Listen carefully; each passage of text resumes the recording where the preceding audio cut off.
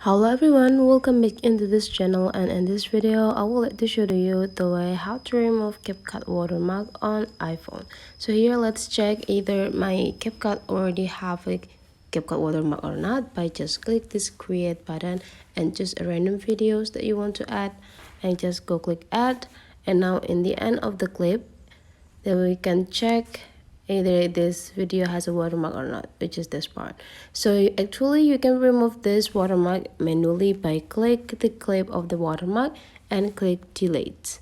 But then whenever you try to start the new project again, those watermark will be appear. So if you want to make the watermark disappear automatically, you just need to go click the settings button right here, and after that in this add default ending, just turn it off. Go click this button and go click discard. And now let's go back and check either we have those watermark or not by just try to click an object, and now let's try. In the end, we don't have those CapCut anymore. So that is the way how to remove CapCut watermark on iPhone. Hopefully this tutorial today is useful for you guys. Don't forget to leave some comment, like and subscribe into this channel, and I'll see you for the next video.